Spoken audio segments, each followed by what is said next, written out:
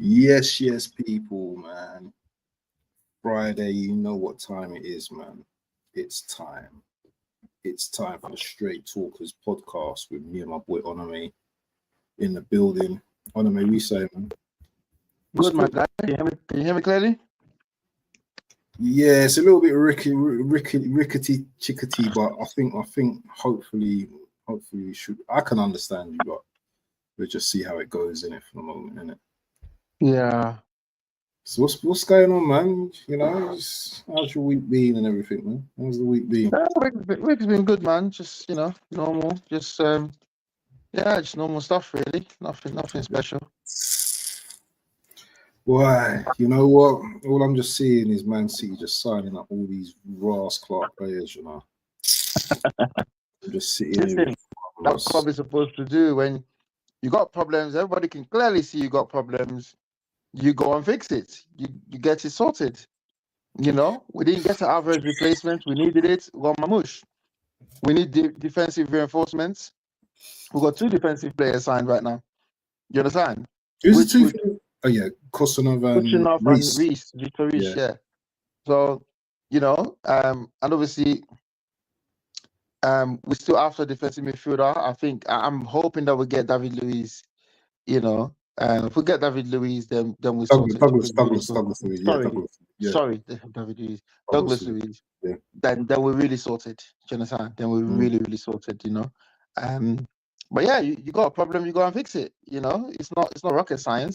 And I think also for us, I think I learned. You know, we all learned only when Pep came out to put his hand up to say the club wanted to do it in the summer. I said no.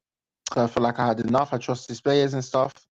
He put his hand up. The minute Pep did that and put his hand up, it was like, who are you to say anything after that? You know, the greatest manager, arguably the greatest manager, has come out and said, I made a mistake.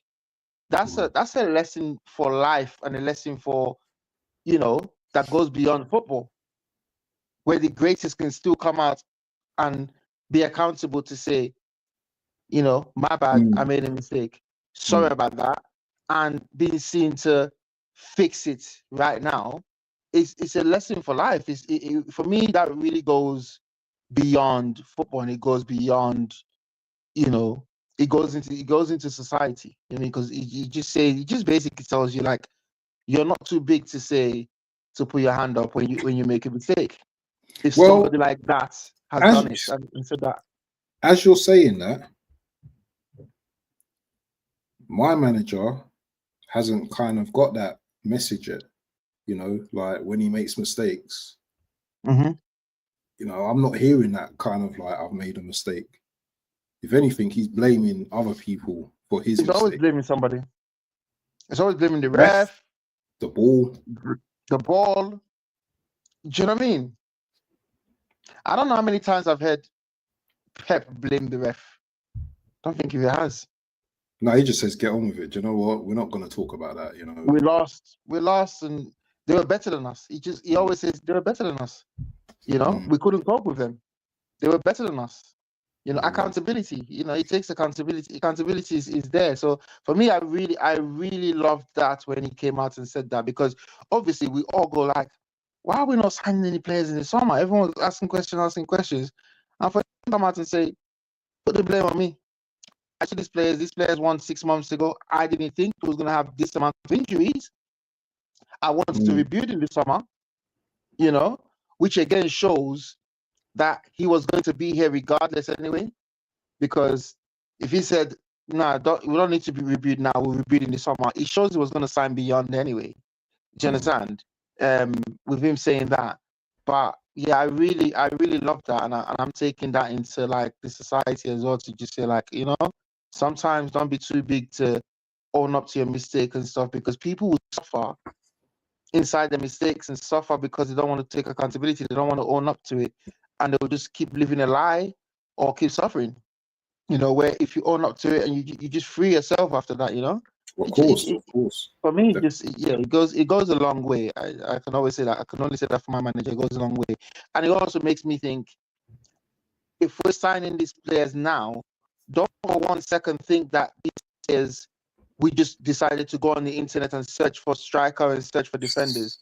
We've been watching them for quite a while. Do you understand? They've been on the radar for quite a while. Do you understand? So it's just like, let's get them now. Like even his interview today is like, well, was going to get them, you know, these are the players was going to get in the summer anyway, kind of thing.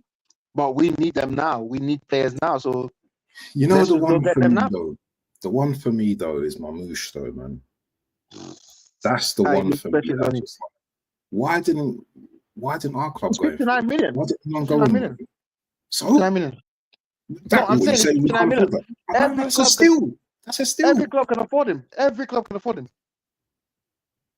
So Newcastle can afford him.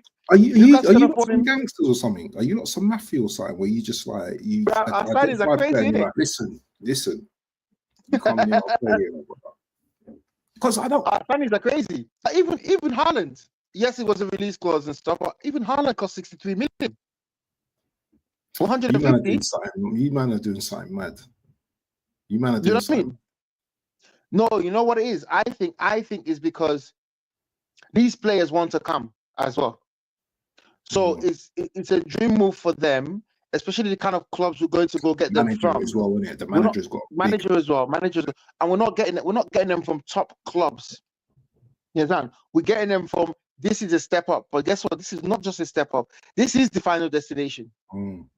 For a lot of you, it's not going to get bigger than this. Because after Man City is Real Madrid. Yeah. Do you understand what I'm saying? Yeah. Obviously, after Man City would be Barcelona as well, but Barcelona's financial crisis is like, after Man City is Real Madrid. You can maybe take a sideways move to Bayern Munich, but after Man City... Liverpool as well. Liverpool, but Liverpool is a side move, but obviously, once you play for Man City, the move across is what I'm talking about. No one's brave enough to. They're brave enough, obviously, but it goes beyond that, innit? It's like, well, you're not going to Liverpool after Man City. You're not coming to Man City after Liverpool. Sterling did that, and we all know the hates that followed and stuff like that. You know, you've had players go across before, and it's like, whoa, Carlos Tevez did that. A few players have done that. You know, so Campbell did that to Arsenal and stuff, and it's caused a lot of stuff on in the media, you know. So after Man City, it's like they're like, bruh, that's one of the biggest club, you know, currency trophies and all that. I'm going. So in a way, their clubs know that, you know what, we can't hold him back. And a lot of these players were signed for chicken and chips. They were signed for nothing. They used their club to step up or whatnot. And it's like, you're getting 59 million, you're getting 60 million for a player you signed for 10. You better take that. Boy, you know, there's a lot of people that probably want to ask you questions, bro. You know, City spending, would that be trouble when out of the Champions League? No, it won't be trouble. We'll just take a year off Champions League and win all the domestic trophies. What's this Jonathan David? Jonathan David for free transfer summer. Canadian value ballers make clubs money every time. Do you know I don't like that player, you know, for some. Who's that? Jonathan David. I don't like. Who is he? Jonathan David. He's a striker, innit? He plays in a French league. I can't remember what team he plays for. He scores goals. Don't get me wrong. He scores goals. But he's not my type of striker. But I understand. Maybe that's Arsenal's problem. He scores goals, but he's not my type of striker. Do you know what I mean? They're selective. Do you know what? I've never liked this type of player, though. Listen, I want Gyökeres. I know him. I don't know about Jonathan David, man. He's not my type of striker. I'm not even being funny about it. What is he? Target man or in behind? Nah, he's just an in behind guy, isn't it? Pause. In behind is what you need right now. Maybe. Yeah, in behind is what you need right now. Maybe. But anyway, speaking of like a sad day today, yeah, you know, your record winning right back captain, you know, left the club to go to AC Milan. That must be a sad day for you, man. Must be a bit of a sad day, in all honesty. Definitely. I mean, his record speaks six Premier League titles, you know, 2 FA Cups, 4 Carabao Cup, a World Club Cup, Champions League, treble. He's done his business. I think that's why it's not such a sad day, because it's the completion. Like, do you know what I mean? To finish your career at a club these days, it takes something special. Even Iniesta didn't finish at Barcelona. Do you understand? It takes something special to finish your club. Club men, the club would keep giving contracts to make sure that they finish there. Like a Phil Foden, for example, he's going to be a one club man. You understand? So no matter how old he gets, the club will always still give him a contract. You understand? And he himself will accept his role at that time to say, okay, I've gone all the way up in terms of wages. Now I'm going to come down a little bit. I'm not going to chase the money anymore. I'm from Manchester. I'm just going to finish my career here. So it takes something special. He's rich anyway, man. He's multi-millionaire. That's what I said. It takes something special to finish your career at a club. Definitely sad that Walker's left, but I think because of how he ended, because of how he was going in terms of like the loss of form, the loss of pace and stuff, like you could see that he was struggling a little bit and stuff, and really and truly he wanted to leave after the treble season. He wanted to leave on a high, but we were at risk of losing too many first team players. That time we had Mahrez leave, we had Gundogan leave, so we were at risk of losing too many players at that particular time, so we couldn't really afford to let Walker go at that time. And obviously we had Bernardo saga every summer kind of thing, But I think because of how we've been watching him play, it's also not fair on him. I don't want to see him diminish like that. I don't want to see him struggling. Do you understand? So he's got to get away from the women as well, isn't it? Like the madness he'd have with his baby mother and his wife. I tried to. I kind of stay away. We had the debates, not debates, but we had this thing when I was like on the chat room with esteemed company, and people were like going in on him on his private life, and I'm one for it to say like, his private life doesn't concern me. Do you understand? We're forgetting that we're human beings. I mean, we're just seeing now. Like, I don't even know. I've just seen like a little 2 sentence clip, so I can't even comment on it, about Barack Obama might be getting divorced with Michelle. I don't know. You know what I mean? I'm just seeing it, and I was talking to my friend about it, and she was like, "So what? They're human beings." I was like, "Yeah, but it's Barack, it's Michelle, it's the ex-president." He said, "Yes, but they're man and woman, and they're human beings. They'll get married like everybody else. They get divorced like everybody else. So it's the same for Kyle Walker. Yes, it's Kyle Walker. How many people got different youths and different? At least he can look after his. Some people got them and some people just got them. At least his has got quality of life, and then they can live a good life. So it just depends how you look at it. But I try to stay away from all that and talk about him as a footballer leaving the club. But he's massive for us. You know what I mean? He's been massive for us. I think for the season when he took the captain armband, there was a struggle that season, and it followed through to this season as well. But fair play to him to realize it and say, you know what, I don't want to disgrace myself any further. Destroy his own legacy on the pitch, and literally just watch everything to the point where if fans now start to talk to you any type of way or boo you or whatnot, groan and moan and stuff. So he's like, you know what, let me leave, not on a high, but let me leave. I got to the high I wanted to leave on a high, I wasn't allowed to leave. Now I can see myself coming down. Before I get to the floor, let me just leave halfway through. And fair play to him, wish him the best. He's a legend for this club. He's a legend. He's a legend for the Premier League. He's the best, arguably the best right back between him and Gary Neville. Just depends who you prefer, but the best right back in the league. Ever. So. But anyway, let's talk about let's briefly touch on Champions League, because I didn't watch your game, but I heard you winning 2-0. Do we have to? Well, I've got to touch on it, bro, because we can discount games and we can say end of the season needs to go again, but we have to touch on like moments and like at one point I kept saying, you know what, City are back.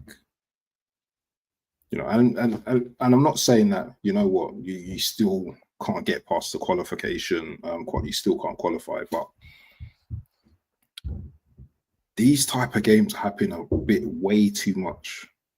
Don't you think so? Like, you're comfortable in front, and then a team will, you know, maybe got quicker midfielders or more dynamic or more, do you know what I mean, in that midfield. Do you think that your midfield is struggling at the moment in terms of like control? Because if a team, most teams, what I see, what they do with City is if they've got a decent midfield, they're able to, like, you know, get around that midfield and then, you know what I'm saying, get around your midfield and be able to, like, you know, penetrate areas and stuff like that, penetrate like forward areas and that. Do you think that's a major issue at the moment for you guys? Yeah, of course. Our midfield consists of Gundogan and Kovacic, you know. Both of them not defensive midfielders. So it's obviously very very hard for them, you know. And obviously we've got creative De Bruyne, who's 34 years old. You know, so between all those three players, they're all over 30s. And Bernardo Silva's over 30 as well. How's Gundogan then? Gundogan's 30, 33, 34. Raw, so you just got an age in midfield right now. It's aging. I think Kovacic is maybe 32 or something like that, or 33. But these are experienced heads though, man, that you need in there. But obviously you can be as experienced as you want, but these young cats these days, they're not ramping.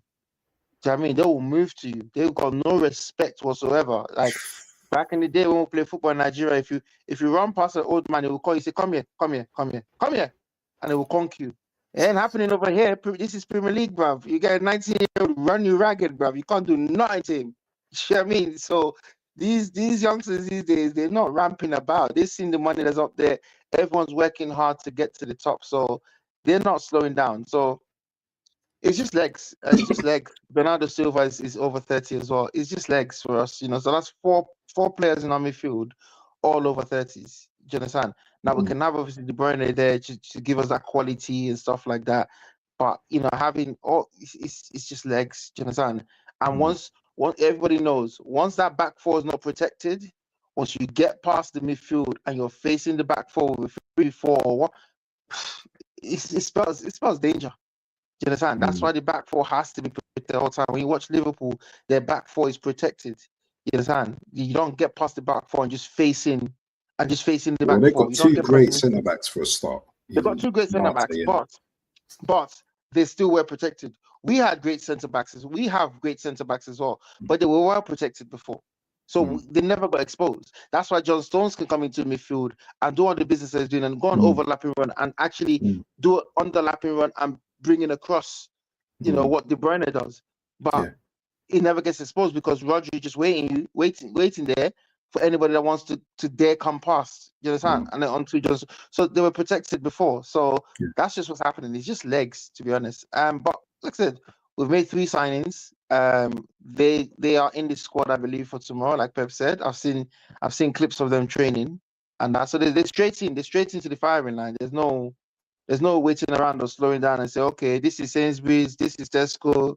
In here, you can buy chocolate. And no. It's like training tomorrow, mate. Let's go. You understand? There's no waiting around. We need them right now. So no preseason, no nothing. It's just straight. They've been playing. I mean, Mamouche played weeks ago.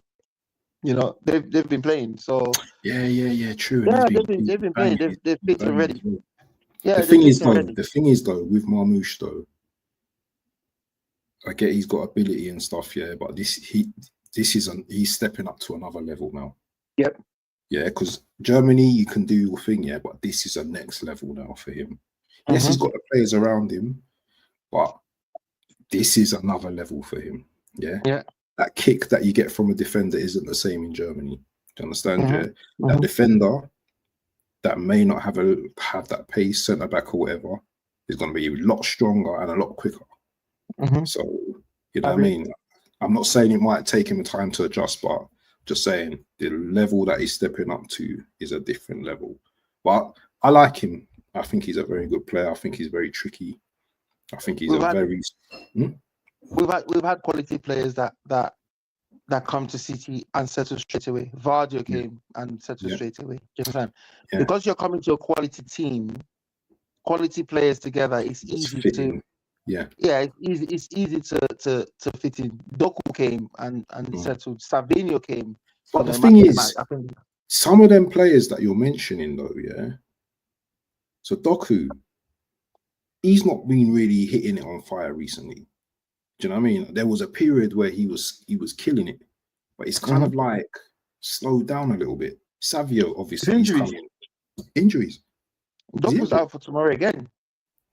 Doku picks up a lot of injuries, a lot of muscle injuries. His thighs are ridiculously massive.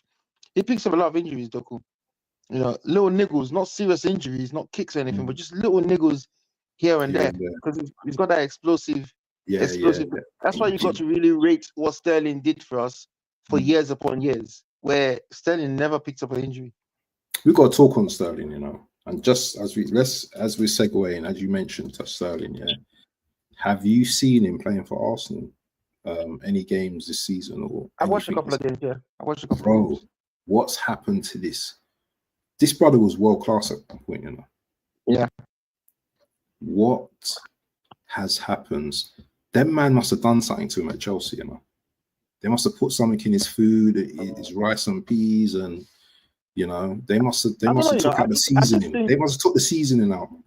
I just think is the system that he was used to at Man City. That's why you saw him. Because he played on the left, didn't it? As a left forward type. Huh? It was the left winger at Man City. But he plays on the right for Arsenal. Sane was the right winger. He was the left winger at City.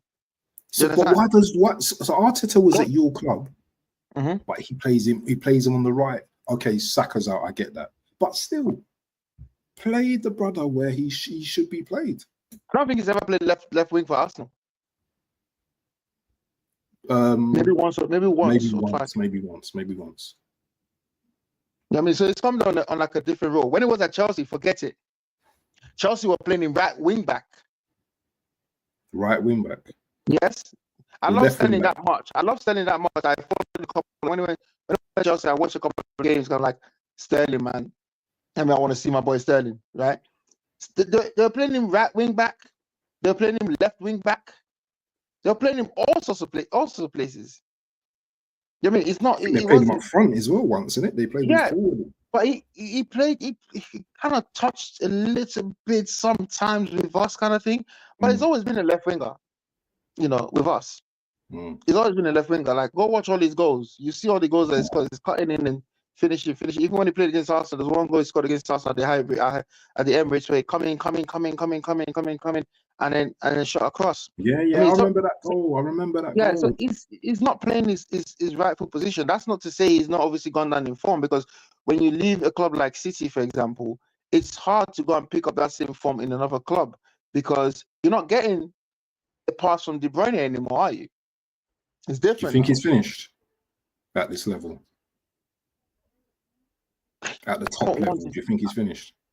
I don't want to say it's finished, but he's now played for the next two big clubs. He's played for the big four already. He's played for Liverpool, he's played for City, he's played for Chelsea, now he's played for Arsenal. You understand? He's played for the big four. So in that sense, you could say yes, because he's not going to go to any of the other three that he's already been to. So who's next in line for a top four club kind of thing? You know what I mean? Obviously, I know, I'm not looking at the table right now. I'm just talking about the clubs that we know. Yeah, like the top six. Top six kind of club. So who's next in line? Obviously, Spurs is not going to go to Spurs. United. Newcastle's got gold in there. He's not going to Newcastle. You understand? So if you kind of look at it that way, you could argue that, okay, maybe his opportunity is finished. He's had a chance with, obviously, left Liverpool to come to City, did what he did for City. But at the end of the day, if Sterling was to finish his career tomorrow, bro, the guy's still going to go back and look at his trophy cabinets and go, hey, he's 100 club, He's 100 goal club, Of course, he's 100 club, bro. Yeah. I mean, it's 100 club. So he's still going to look at his career and go, that was a Sterling career. That was, you know what I mean? He's got to be proud of himself in what he's achieved. You understand? Now, He started playing when he was 16. 16, my brother. 16, Top 17, he level started as well, playing. Top level and has been playing ever since. Man. You know what I mean? I think if you pull up his stats on Soccerway or something and see how many seasons, how many starts he's had from when he started playing consistently, he's barely on the bench. Sterling doesn't come on. He's obviously, apart from the Chelsea and Arsenal time, in the upper times, Sterling's barely on the bench. He starts 25 to 30 games every season. That's just league games. Let me shout out some people, man. Big up to Views on Sports, my brother. Yeah. Big up to AFC always, my brother. Sasky Guna, big up. DWT, big up to Gary, my brother in the place. Sasky Guna, and big up to BBK Sports in the building, man. Right, let's share his stats then. Let's have a look. So, So, this guy, remember he started at QPR. So he played 95 games for Liverpool. No, go to Soccerway. Who? Go to soccerway.com. Soccer what? Soccerway.com. Way. Soccerway. That way, yeah. Yes, that's the one. Yeah, that's the one. So click on Arsenal. Go to Premier League or whatever. Or find Arsenal. Click on Arsenal. You see all the players. We've got like the table there. That's why I pull up my. That's why I get my start. That's why I look. Yeah. So find Arsenal. Okay. So go down to the squad. Yeah. Click on Sterling's name. Well, yeah, you lot can thank me later for the plug. You lot can thank me later for the plugin. It's fair, yeah. That's what he's saying. Okay, so so scroll down. Yes, it's fair. Scroll down. Rotted. You lot can thank me later for this plugin here because you get to see everything the player has done. Keep scrolling down. Okay, there you go. Bang, stay there. Stay there. There you go. So look at his stats for Man City. Okay, Liverpool. From 2013, look at the amount of game he started. So 2011, 2012 was his first sort of season breaking in. Then the next season he broke in a little bit properly. And then look from there now. That's just starts, isn't it? That's just starts. So 19, 24, 23, 29, 29, 31, 30, 28. Do you see what I'm saying? He's played a lot of games, bro. The green one that is the arrow. So go to your right. The green one that's the arrow is basically when he came on. He's not even come on double figures in a season. You understand? So he's not a player that sits on the bench. He starts every game. This is just league games we're talking about. This is not even like cup games, Champions Leagues and stuff. All the clubs he's played for played Champions League. They played all four trophies and stuff like Man City. So these are just league games that is starting how many games? So that tells you that he's always available to start with, barely ever injured, right? So he's bound to be, he does catch up with you. You understand? He's not a guy that's had injuries and stuff. So yes, when you talk about the big teams, as you can see on there, the three clubs he's played for is Liverpool, Chelsea, Man City. The four clubs he's played for. Liverpool, Chelsea, Arsenal, and Man City. That's his career right there. Do you understand? And you can see the trophies are there. You can see the trophies if you scroll down. Winner of the Premier League 4 times. FA Cup 1 time. Scroll down. League Cup 5 times. Do you know what I mean? So if he ends in the 100 club as well, if he ends his career tomorrow, UEFA Champions League runners up and all that. If he ends his career tomorrow, he can look back and with his head held up high. I mean, even Theo Walcott says it now. He's like, yeah, I show my children like some goals I scored for Arsenal. So I'm like, yeah, Daddy played for Arsenal, and that's just Theo Walcott that he didn't make to the 100 club and whatnot. So he himself is proud of his career. So if Sterling was to end tomorrow, he'll be very proud of what he's done. The thing is, though, we're getting. I don't see what, and I think we're gonna touch on Arsenal now a bit now. I don't see what Arteta. Maybe it's a misjudgment, you know, because the Sterling Chelsea I saw was kind of like doing that. You know, he's missing sitters. You know what I mean? Obviously his pace isn't there as much. He can't take on his man, and then he's come to Arsenal, and all of that now just seems difficult. It just seems like it's difficult for him to go. I don't think I've seen him run past a man, you know, run into a man. Do you know what I'm saying? He's on loan, isn't he? Yeah, he's on loan. He's on loan. When he first signed him, I thought it was a good signing. You know, it's a genius signing in terms of, like, he's not coming there to come and start, is he? You know what I mean? He's coming there to come and be a squad player to cover and stuff like that. So, but he's had a chance now because Saka's out, so he's got that chance now. Exactly, but you know, it's just not worked out the way he would have liked it to work out himself. It's just not worked out that way, you know. In a way, I don't know. Like I said, I don't know the personal lives and stuff, but I feel like when he was at Liverpool, you know, then City, for example, is that home away from home where you're here to play football. Yeah, it's just football. Do you understand? Maybe coming back to London was the killer for him. You understand? Maybe I don't know. Maybe coming back to London and being in London and, you know, but again, a player would argue, I've been away for how many years? Do you understand? I want to come and settle with my family. I want a more settled life, and so you know, from his point of view, you can understand that. But from a sports point of view, people can argue and say maybe coming to London was that distraction. You know, where at City or, you know, in Manchester, it's not a lot for him to do whatnot. It's just working, innit? It's just football. It's just football. There's a reason why. You know, Manchester clubs are the two successful clubs. You know, maybe that distraction in London is a bit too much for some people to handle. You know, the you know. So I don't know. I'm just speculating, but he can hold his head up high, man. He's a Premier League 100-goal club. He's won all these trophies. Not a lot of players win any trophy in their career. Do you understand?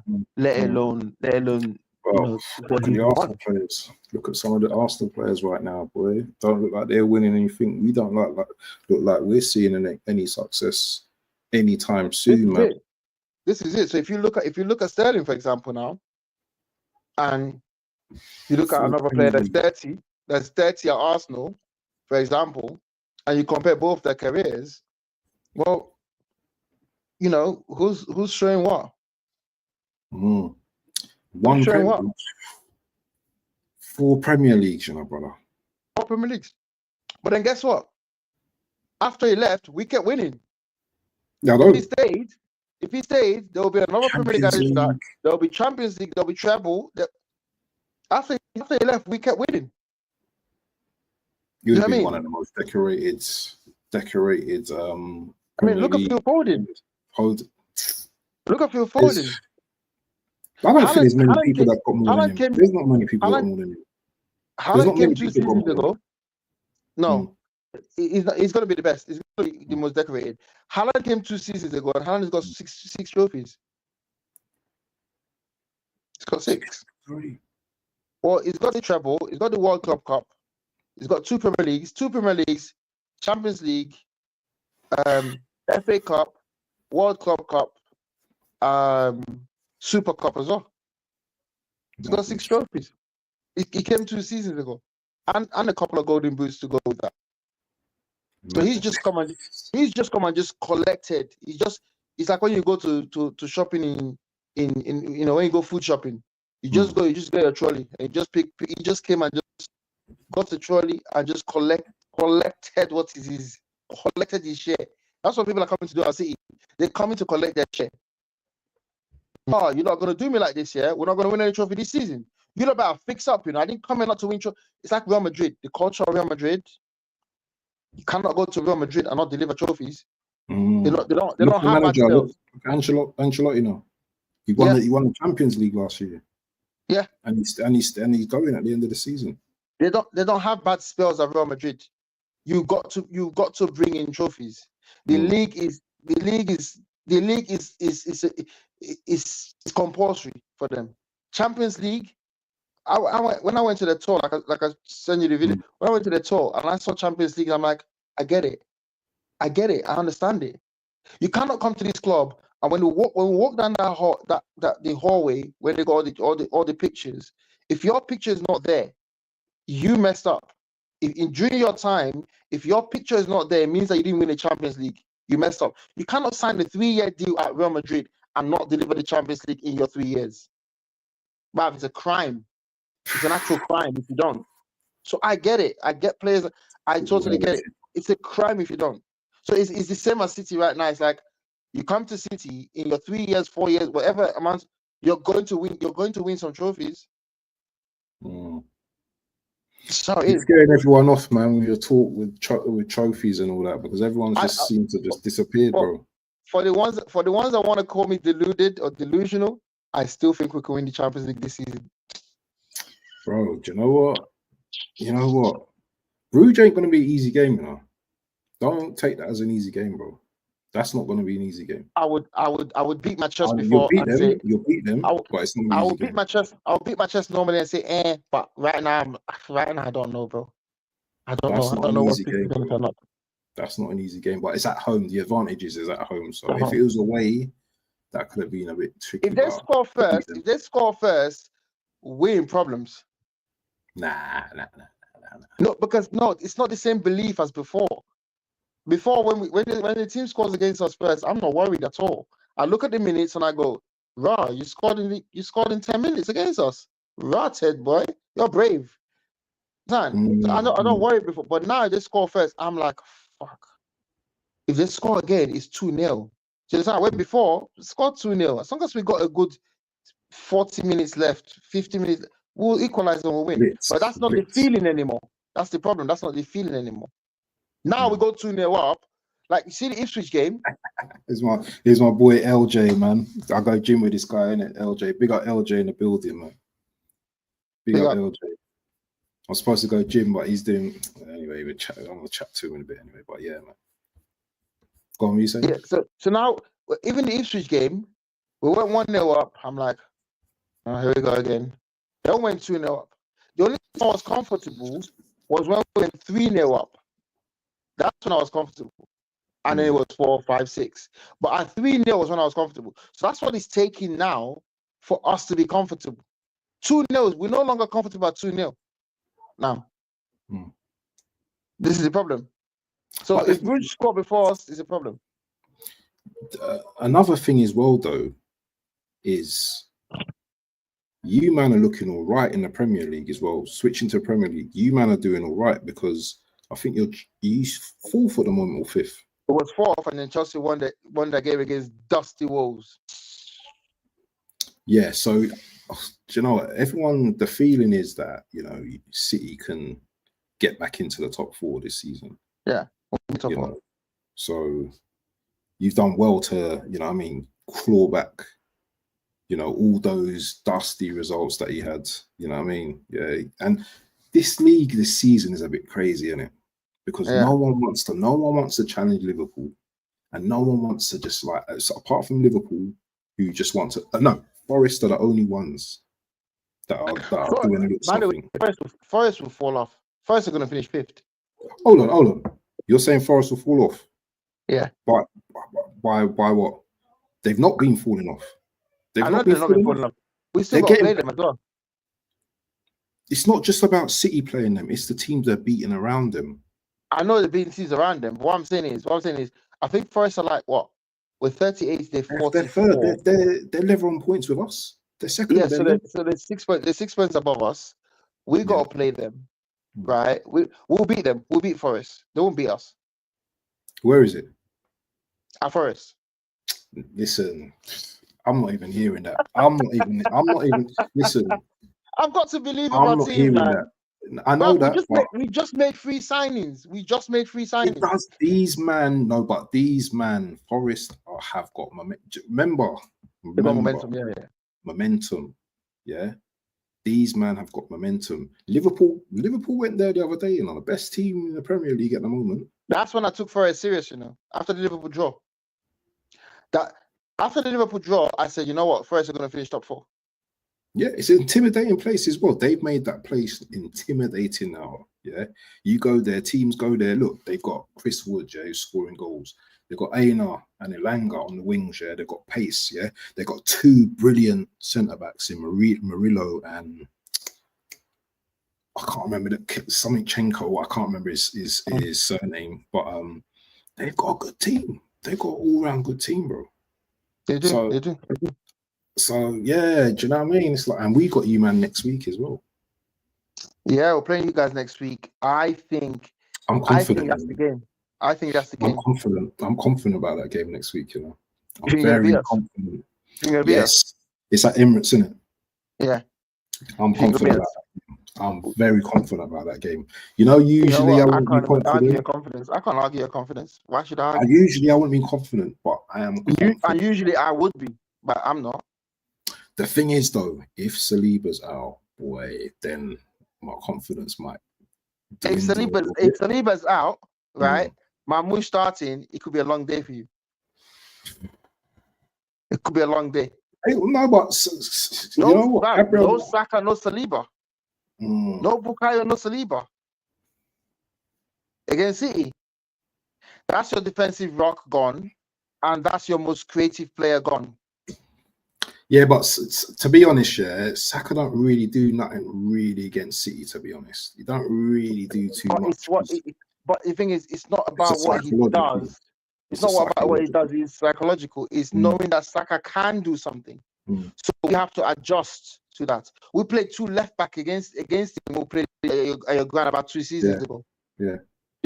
We played 2 left back against him. Granted, he didn't do much because he got 2 left back to go past. He goes past Nevinake. Bernardo Silva is literally chomping at the bits. So it's what he can do. It's what we know he can do.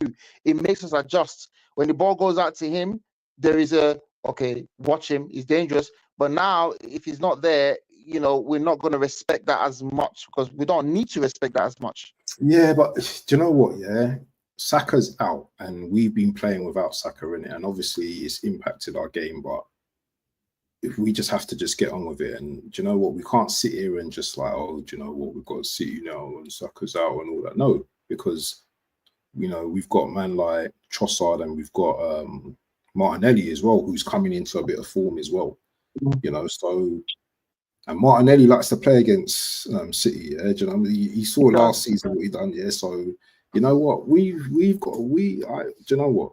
You've got a good team, but you've got to be confident. You've got to be confident going into that game. If you're not confident now against City going into that game, you will never be confident against us because guess what? You're not gonna be confident next season. We're gonna wipe the floor with this league next season. I'm telling you now.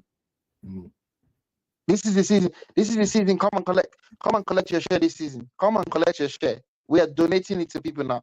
Come and collect your share. Not a problem. Come next season. Leave me alone, man. Leave me alone, man. Please, man. Just leave me alone, man. I can see it being City and Liverpool next season, man. But do you know what? If these City and someone, I don't know who it's gonna be, but it's us and someone. We're not because you know, these signings we're making now are gonna now take 6 months to play in the Premier League. They're gonna have a pre-season, and they're coming into the league now. Where it's like, okay, cool, like the challenge is not so challenge like let's just try to reach top 4 so we have Champions League next season, right? Once that can be achieved, they're getting the experience going into, you know, 6 months of this or 4 months left of the season or whatnot. Then they're gonna have a pre-season, and then come next season they're gonna be cooking proper with a couple of key signings coming in next season. Like I'm talking big name signings now. Next season is where we're gonna spend 100 million. Why have I got a feeling you man are gonna be playing? Because it's 5 teams in it, Champions League this season, isn't it? Is it confirmed? I don't know. It's not confirmed yet. Right. I don't think it's confirmed yet that to be 5. Because the thing is, if it's not 5 and you don't make it, that's Europa League for you, man, isn't it? Yeah, Europa League, yeah. And that's gonna be different. Because you man are traveling all different places in Europe and all them kind of things. We don't need that. Yeah, you don't need that. You don't need that. But let's talk about Arteta, man, for a minute, man, and let's talk about my owners as well, because I don't know if you've been seeing like all the stupidness what's going on. Arsenal fans, like, you know, we need a striker. Even that conversation we've been having with you week upon week upon week. Yeah, you're a football man. You've played football. Yeah, you've played for clubs. Yeah, where you've probably always had a striker and stuff like that. Why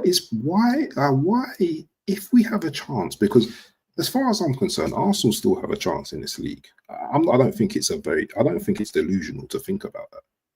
No, it's not. Why can't this freaking team go out and buy a striker?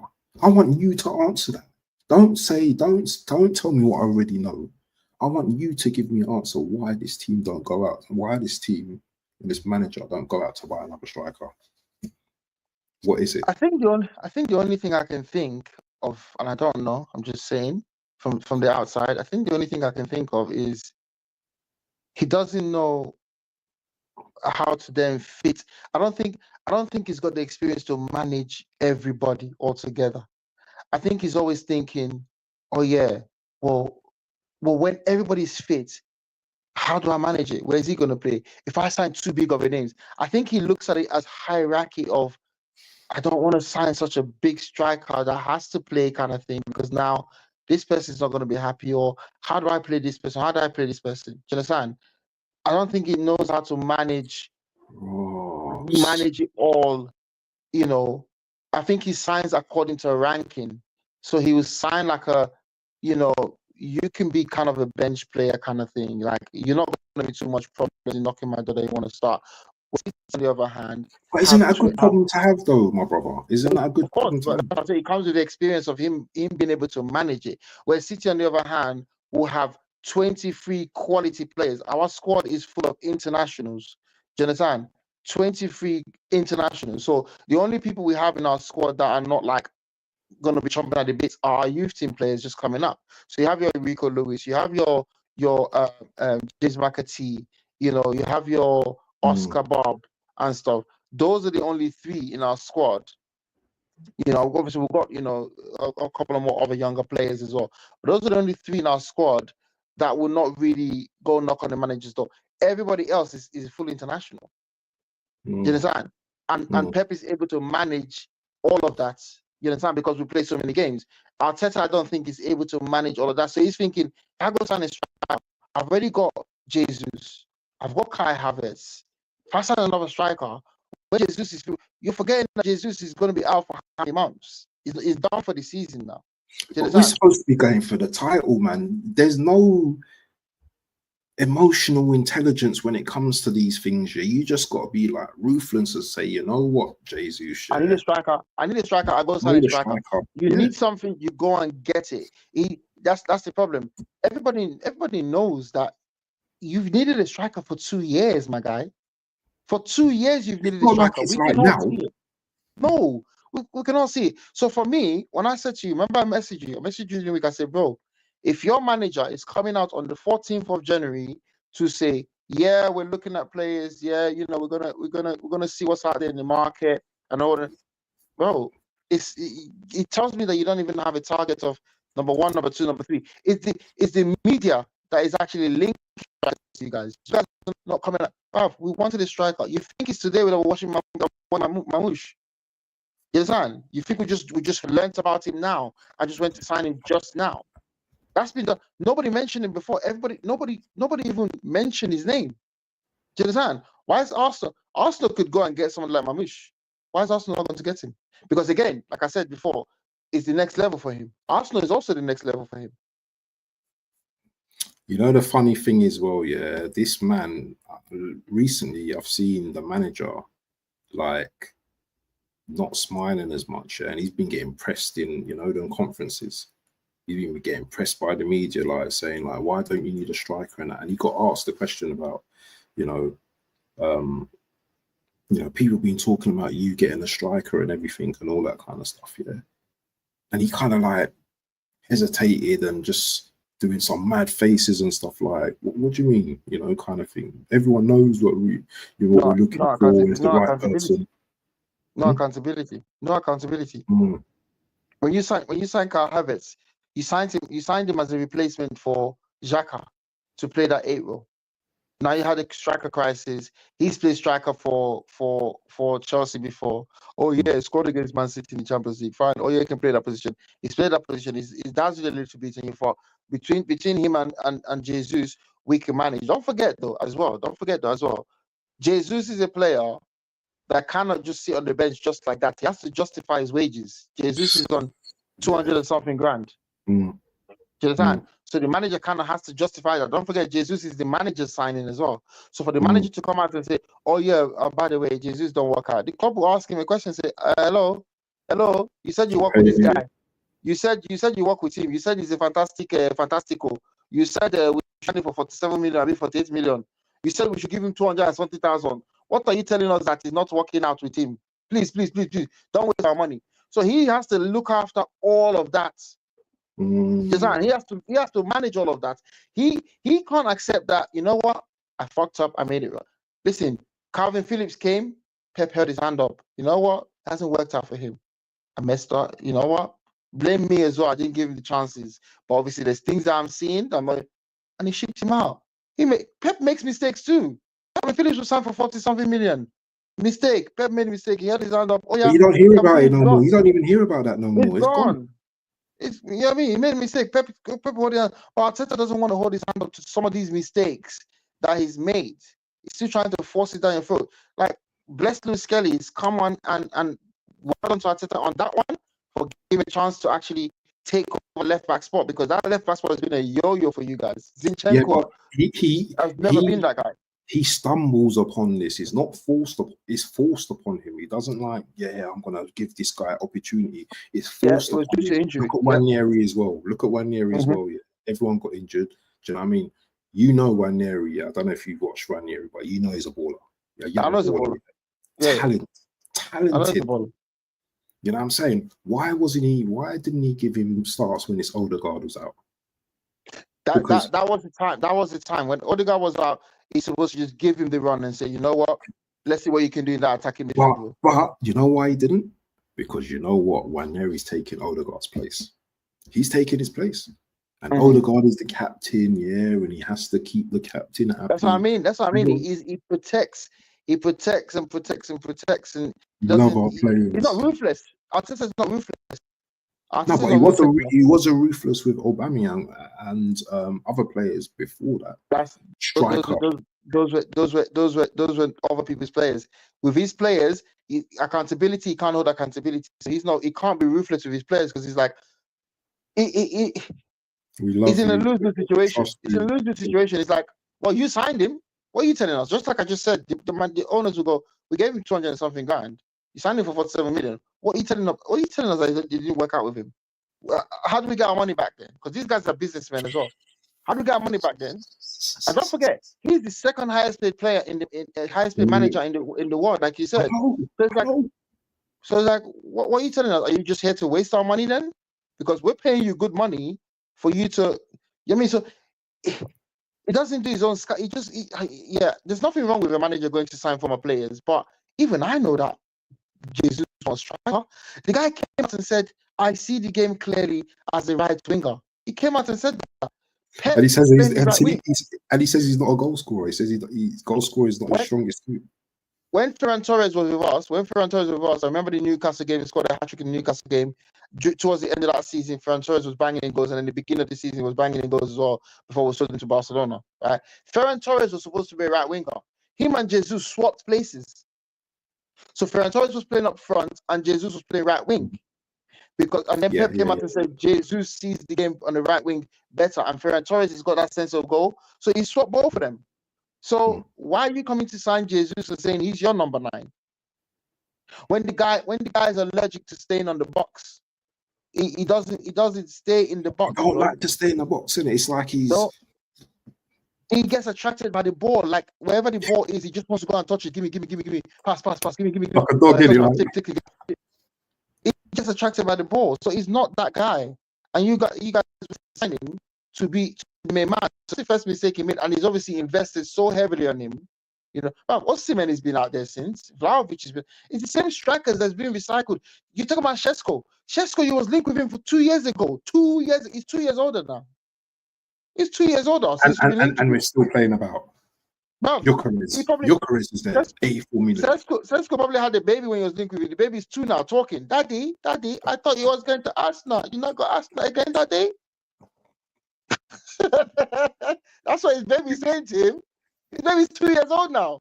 Daddy, mommy told me when I was in the belly that Arsenal wanted you. We're going to London again, Daddy? The baby's talking now, bruv. And you're linked with him again. Please, man. This guy's not serious.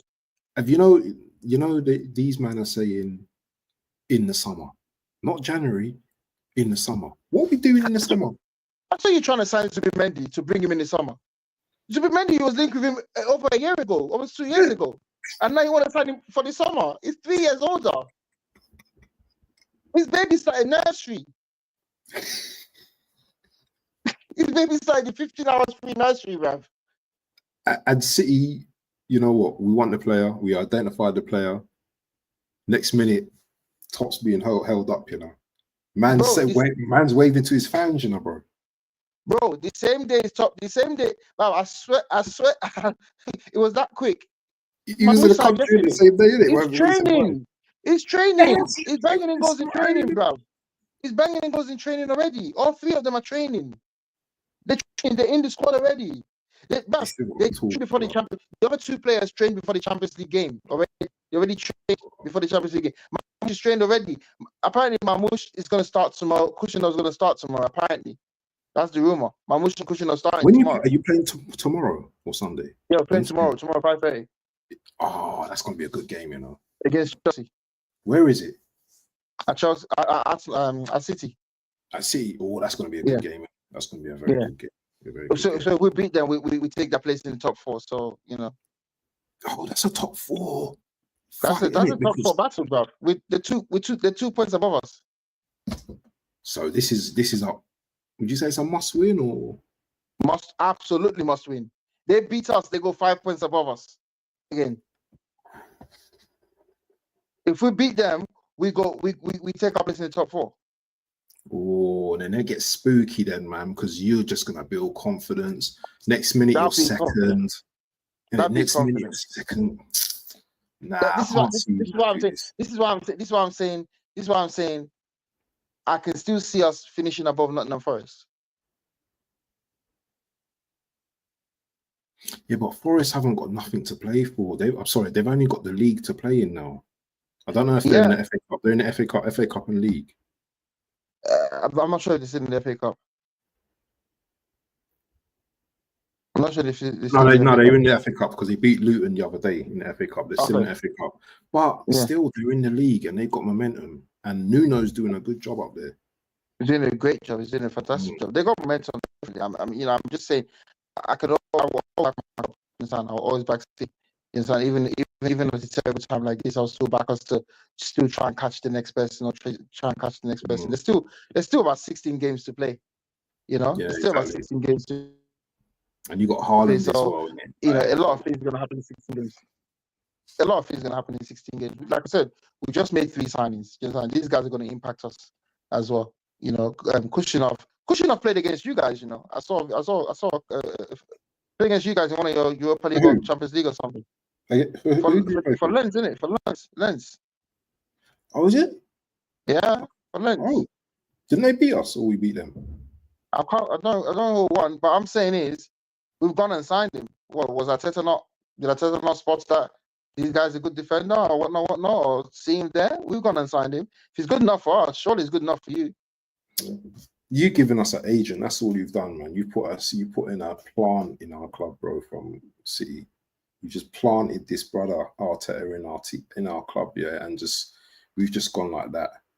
We were like that, and then when he sees us getting closer to the prize, he's like, the thing is, Arteta's gone like that for you though, and then now he's like, do you know what I mean? He's gone like that for you. When he came, he wasn't in the Champions League. You know what I mean? When he came, you finished 8th. You finished in that. But how many years was he out of the Champions League for? About 4 years, 5 years? Yeah, something like that. Yeah. Was it 4 years, 5 Spurs years? yes, 4 or 5 years or something. Probably about 4 or 5 5 years, years. I think. Yeah. 5 years was a long time. It's a long time. So from a money point of view, this is why you have the problem. You have the problem from the financial side of the club and the fan side that wants the club to do well and win trophies and stuff. But from the business side of Arsenal got things, money though, brother.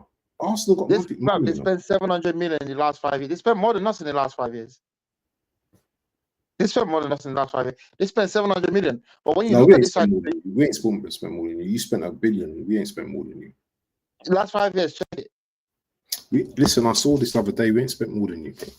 Last 5 years. Last 5 years. During Arteta's time. Check it during Arteta's time. Arsenal. During Arteta's time. From when Arteta signed for you.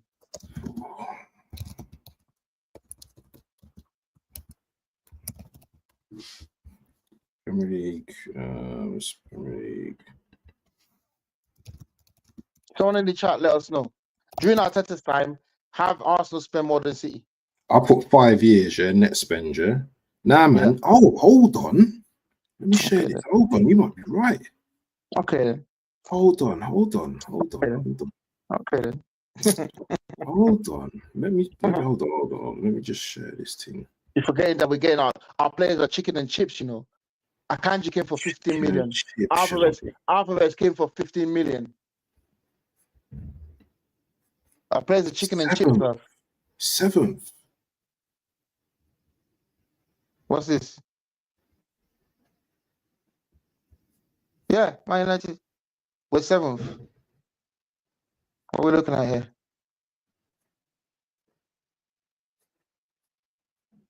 Hey, you got some smart man balancing your books, you know, brother. 7th, there you go. So is this the last 5 years? Yeah, it's 2020 to 2025. Look. Where's Arsenal in this? We're 4th. Okay then. I told you. You spent more than us in the last 5 years, bro. You spent more than us in the last 5 years. How can you man spend? Hold on. So you man spent less in the last 4 or 5 years, and you've won 4 out of 5 trophies. There you go. 4 Premier Leagues. Yeah. How does that work? I know you spent more than us in the last 5 years. So Arteta spent more than us. But if you go into it deeply and look at the players signed, he signed nobodies. Bro, for big money. Is that talent ID though? Is that his talent ID or is that Edu? Who is it? Someone's. I don't know how it works, but all I know is the manager has to agree and the manager has to kind of want to work with these players. So if the club was to come to him and say, "Oh yeah, sign Zinchenko, whatnot," he might say, "No, I don't want Zinchenko. I don't like him, or whatnot. Don't bring him to the club." So he has some sort of a say, and it strikes me that Arteta has a say in what comes in and what doesn't come in. Do you understand? So he must have agreed and allowed some of these signings to come in. But yeah, you have spent more than us in the last 5 years. Even West Ham, I saw on that list, is higher than us. Do you understand? So, you know, the early part of our investments, that's we spend heavy. After that, it's just been running itself. The machine's just been running itself now. Soap and detergent and stuff in the machine, and the machine just works. Do you understand? That's what it is. So we're not spending as much. Even these 3 players we just signed now, how much are we getting for? One is 29 million, one is 35 million. 100 million? Under 100, 123 million. 123 million for these 3 players. 3 players. 123 million for 3 players that we just signed. And obviously, that was also Kyle Walker's leaving. 1.5 player, bro. Yeah, Kyle Walker's leaving. Do you understand? So that creates that balance in the wage bill of Kyle Walker. Is he free or is he? Did you get anything from him? Is that just free? Kyle Walker. No, he's gone on loan, and they're going to sign him for about 4 million at the end of the season. Obligation to buy. Who else? Who else? Yeah, sorry. So go on. Kyle Walker's wages, yeah. Kusinov and Reese, those 2 is to take over Kyle Walker's wages, basically. Those 2. Yeah, those 2 is going to take over Kyle Walker's wages easily because Reese is 18 coming from Brazil. Okay, yeah. So he's probably going to be like 50 grand or something like that. Do you know what I mean? The other one's coming from Lens. His Kusinov is 21 coming from Lens. More he's not going to be on 100 grand. So between them two, you're talking about 150 grand for them two. You know what I mean? Mamouche, you sent me Mamouche one. I heard he's on 300 bags. I don't think we're on 300. 300 is our top size of earnings. He's on 300, I think, you know. No, I don't think it's that much. I don't think it's that much. I think. Hold on, maybe I've seen somewhere. Hold on. I've seen something. 250. I would give him. Yeah. Wages. City. Probably is. I don't know, but. Transfer fee, contract length, staggering pay rise. Let me see.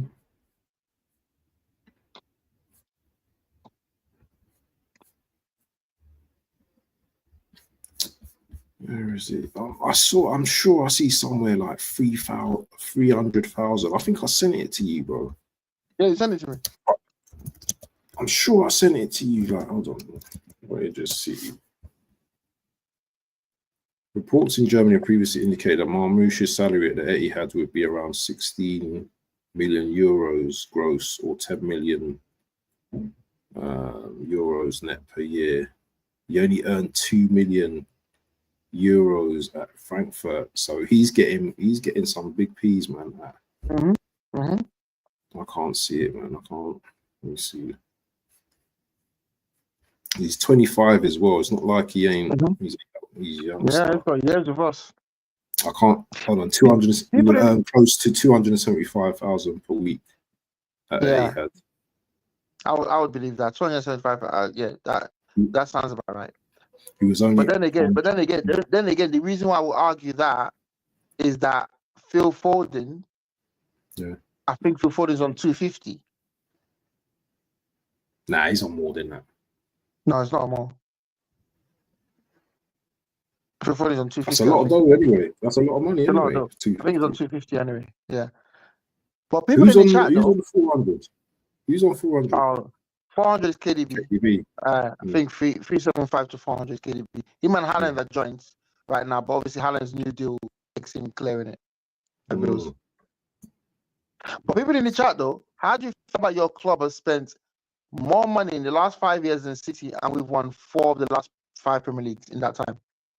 How do you feel about that? And you spend more money. It's not about money, is it? It's not about money. It's the coach, isn't it? It's the culture of the club. It's the coach. It's the players you sign.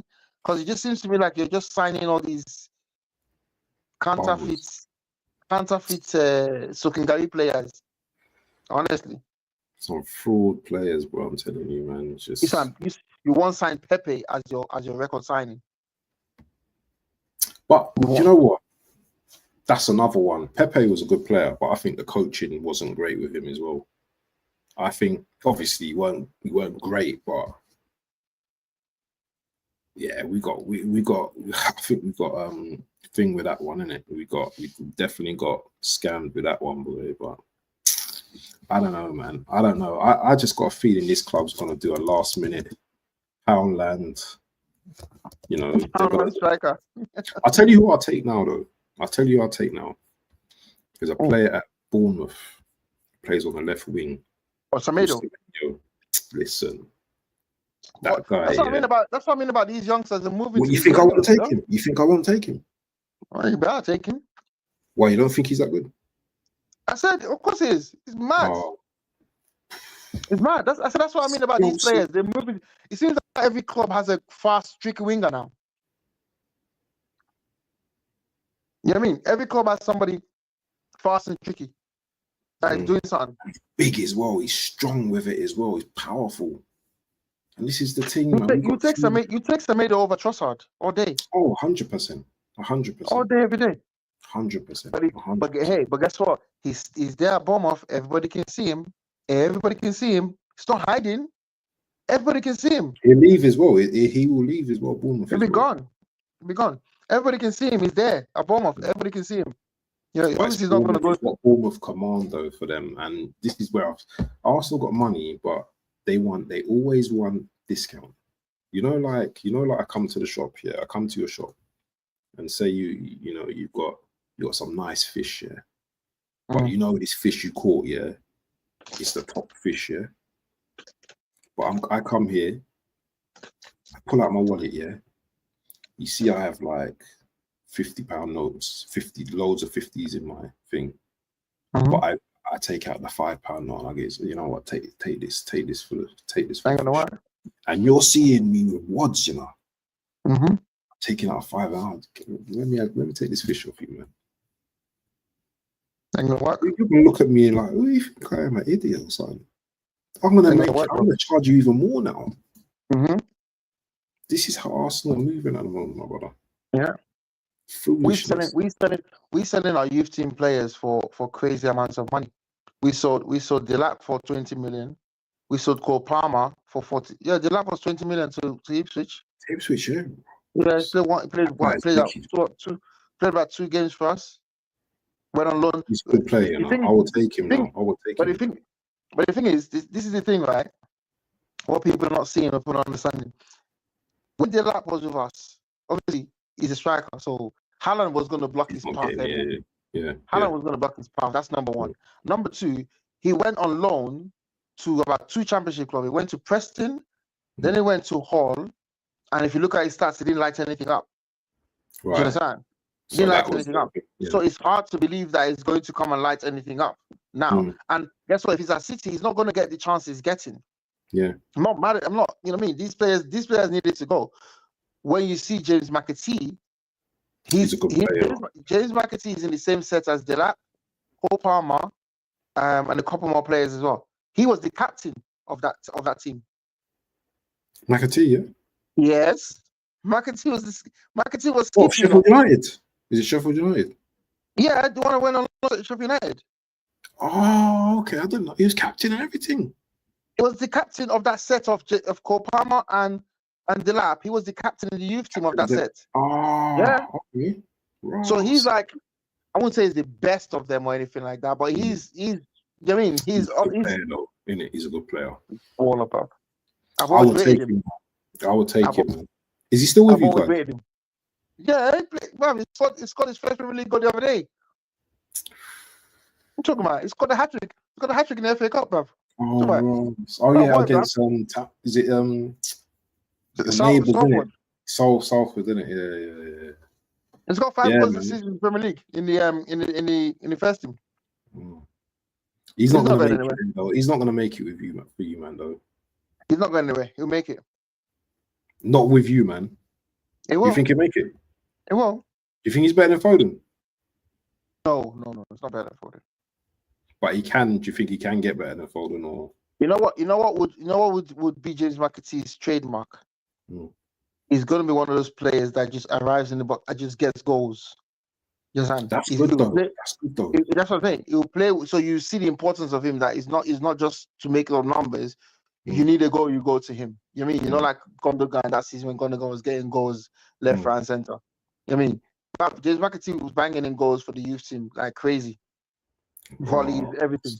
So he's one of those ones that he's got a sense of goal. Like Pep's already said, he's got a sense of goal. And I know, and I watched a lot of his youth team games. Like he's a player that I rate very highly. I'm always speaking about him. I mean, he's a player that I rate so much. So he's gonna be those ones that just gets goals. So you can't really overlook him. You mean you're gonna need him at some point. So he's quickly gonna turn to the 14th, 15th man in our squad eventually. Because KDB is not getting any younger. This whole squad there's a revamp coming for this whole squad. I don't even know how long KDB just needs to learn some Arabic now, I think. Nah, he's gonna go to America. I don't think he's gonna go to Saudi Arabia. Oh, you think he go? Oh yeah, probably States. He's going to America.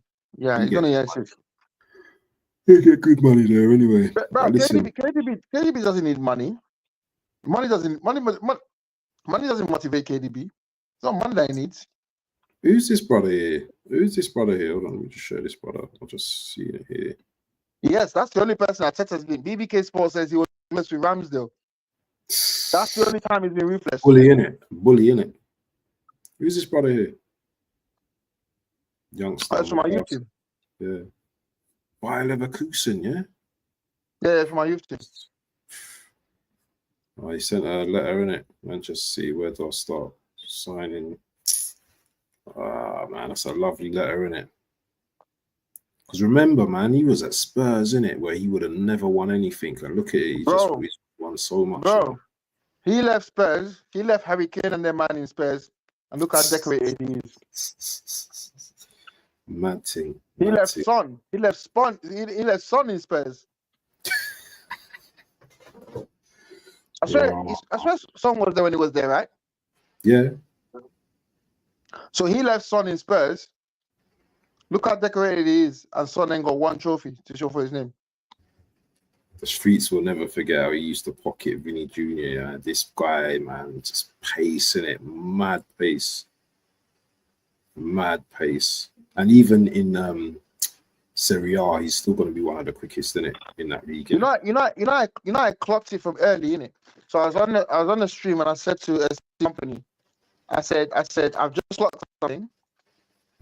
Kyle Walker's come on, and KDB has not passed on the captain armband to him.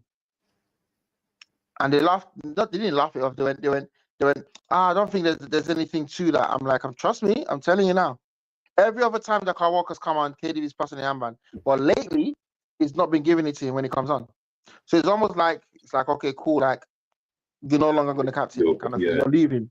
So it's been known for time. He knew it, yeah, and even probably knew in it. He probably knows in it, like yeah, he's like, no, just keep it. No, I don't want it. I don't. I mean, there's no point. I'm out anyway, kind of thing. You understand? So it wasn't passing on. So I kind of thought something was going on there anyway until he came out and said he was leaving. And look how quick City moved with that. Sharp, boom, boom, boom. What about your just last thing before we wrap up? Yeah. What about like Ederson and your goalkeeper situation as well? Because Ederson's getting on as well now, isn't he? Yeah, he's getting on. But Ederson is still my number one, though. He's still my number one. Ortega's the same age as Ederson, if not older. What? Check them both. Hold on, how old is Ederson? Ederson's 34, isn't it? No, 31, 32. Huh? He's 31. He's young. He's a young goalkeeper. 31, bro. Ortega's 32. Ortega's 32, yeah? I think so. So you got... Yeah, he's 32. Yeah, you're right. There you go. So it's not the next best like thing. Old, yeah, but you're not old. They're not old keepers. I'm sure you've got a very good young goalkeeper starts at 31. Yeah, that's their peak, innit? When they peak, yeah. Ederson's still my number one anyway. You know what I mean? Ederson's still my number one. So he's back in now. Anyways, he's taking it out from the end of the season to the end of the season. I reckon there won't be any chop change anymore too much. But listen, people, man, we're gonna wrap it up, man. I only wanted to like do this thing for half an hour, man. We've been over an hour, nearly an hour, 20 minutes, bro, man. Bro, you're not easy, man. Do you know what I mean? I was like, I gotta go. What's wrong with Saliba? I think he had a bit of a hamstring. Hamstring? Issue. Yeah, I think it felt a bit tight, so he had to come off, innit? But he's not playing against you next week. No. I think he's hamstring. Hold on, let me see. Hamstring. If he's hamstring. Yeah, hamstring. Yeah, he's not playing against you. You know what? He's going to be out. You know that. You're right. He'd probably be out. He's not playing against you next week. Nah. You know what they're going to do? You know what they're going to do? Let me tell you what they're going to do. They're going to give you a lot of hope. They're going to say, yeah, he should be okay. And then last minute, they go, yeah, we're going to do a fitness test. Trust me, same story. Yeah. Same. He ain't playing, bro. Yeah. He ain't playing. He ain't playing against City. You're doing it that game. I'll tell you. I'll tell you the better player being this season, or Gabriel's been a better. Gabriel's a tank. He's a tank. But without Saliba, Gabriel's struggling. I don't think Gabriel's actually struggling. It's the defender struggling next to him. That's exactly. No, sorry, not Gabriel. Without Saliba, the defense is struggling because that place is open. Yeah. Now, if what's the last game you drew 2-2? If Saliba was playing in that game, you don't draw. Villa, yeah. Saliba plays in that game, you don't draw. Partey, right back, constantly, bro. Why is Saliba plays in that game? Saliba plays in that game, you don't draw. It's a promise. It's a promise. The way Partey ran out, when they crossed that ball, you would think they told him that Partey, your village people are coming for you. Are you still there? Are you still there? They're around the corner. Fam, you will think they told him his village were coming for him. The way he ran out, and the ball just went and he scored. I'm thinking, where on earth are you running to, my guy? Where are you going? The way he ran out, bro, I'm telling you, that could only be village people pushing him. I'm telling you, nothing else. We are waffling, honestly. We are waffling. The way he ran out, the ball was crossed. The way he ran out, you would think they told him, Patty, your village people are coming. You need to go, sir. Sir, please, you need to go. They are coming with cutlass. They have cowries around their neck. Ross, you need to go. The way he ran out, I'm thinking, layers. Because it's like he was trying to keep her offside, but it's like he did it by himself. Unprovoked, nobody else did it, just him. I'm thinking, brother. That's not his position, though, man. That's not his position, though, man. I know it's not his position. And this is why if Saliba's not playing, it's a problem. You play Kirio, bruv. I would love that. Anyway, on that note, yeah, we're gonna like call it a day, man. Listen, Onome, big up to yourself, man. You guys, you've been tuning to the Straight Talkers podcast. We don't mix it, you know what I'm saying? Straight chaser, you get me? Anyway, people, have a great evening, have a great weekend, and up the come on, you Arsenal. And yeah, let's see what happens this weekend. Peace. Brother, peace. Yeah. We out.